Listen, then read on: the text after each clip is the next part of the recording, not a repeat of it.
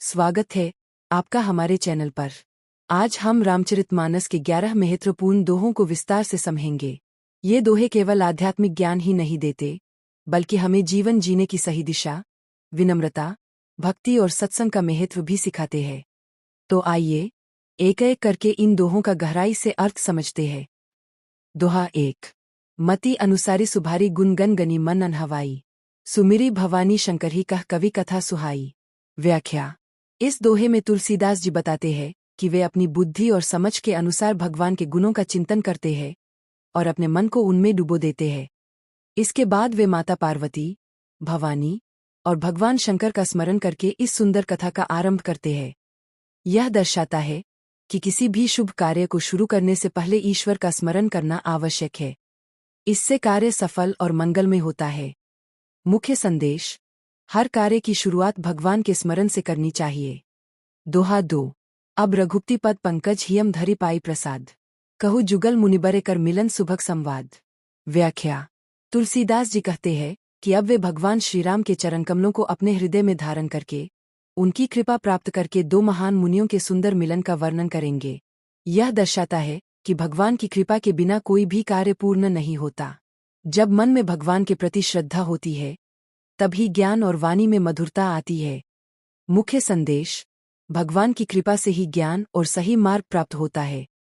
दोहा 4। भरद्वाज मुनि बसीं प्रयागा, तिन्हि रामपद अति अनुरागा, तापस समदम दया निधाना, परमारथ पथ परम सुजाना। व्याख्या।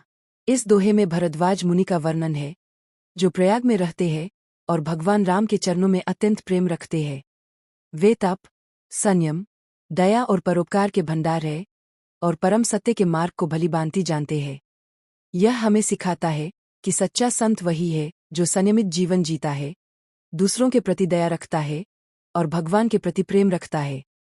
मुख्य संदेश: संत का जीवन सादगी, दया और भक्ति से भरा होता है।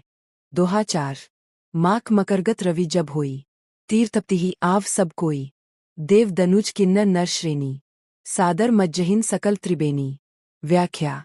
जब सूर्य मकर राशि में प्रवेश करता है, मकर संक्रांति, तब सभी लोग तीर्थराज प्रयाग में स्नान करने आते हैं। देवता, दानव, किन्नर और मनुष्य सभी त्रिवेणी में श्रद्धा से स्नान करते हैं। यह दर्शाता है कि पवित्र अवसरों और स्थानों का महत्व सभी के लिए समान होता है। मुख्य संदेश: पवित्रता और आस्था में सब समान है। दोहा 5। पूजहि माधव पद जल जाता, परसी अख्यवटु हर्षहीन गाता, भरद्वाज आश्रम अति पावन, परम रमे मुनिबर मन भावन। व्याख्या। लोग भगवान विष्णु, माधव के चरणकमलों की पूजा करते हैं और अक्षयवट को स्पर्श करके आनंदित होते हैं। इसके बाद वे भरद्वाज मुनि के आश्रम में जाते हैं, जो अत्यंत पवित्र और सुंदर है। यह दर्शाता है कि तीर्थ केवल स्नान तक सीमित नहीं है, बल्कि संतों के दर्शन और उनके संग का भी बहुत महत्व है।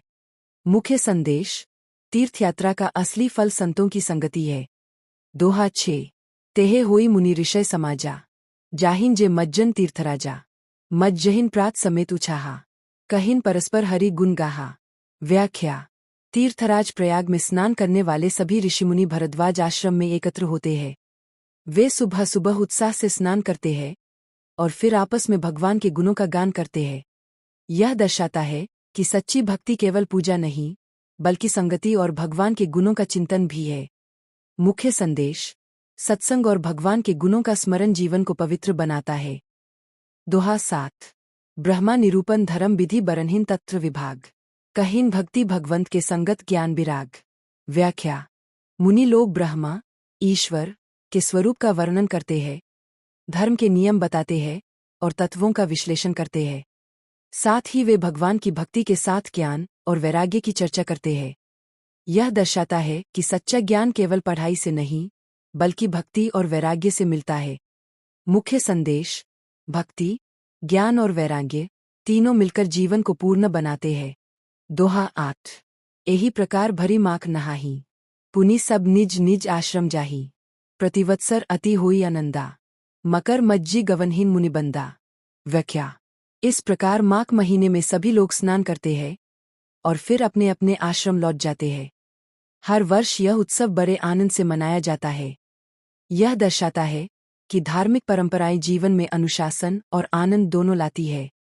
मुख्य संदेश: नियमित धार्मिक आचरण जीवन को संतुलित बनाता है। दोहा 9।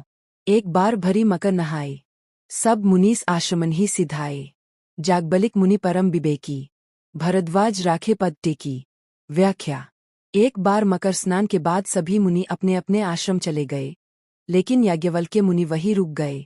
वे अत्यंत बुद्धिमान और विवेकी थे और भरद्वाज मुनि के पास ही ठहर गए। यह दर्शाता है कि सच्चा ज्ञान पाने के लिए योग्य गुरु और सही स्थान का चुनाव आवश्यक है। मुख्य संदेश: ज्ञान के लिए सही संगति और गुरु जरूरी है। दोहा 10। सादर चरण सरोज पखारे, अति पुनीत आसन बैठारे।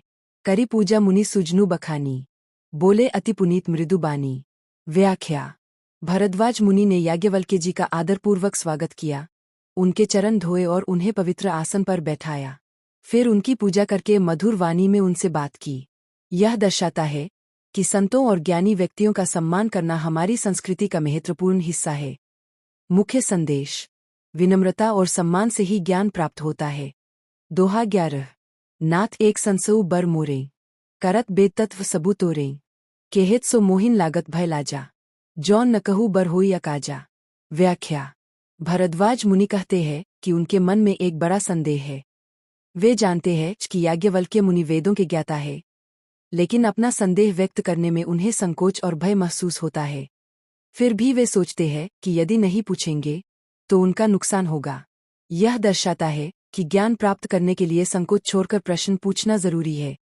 मुख्य संदेश: संदेह दूर करने के लिए प्रश्न पूछना आवश्यक है। दोस्तों, ये थे आज के 11 दोहे उनकी विस्तृत व्याख्या के साथ।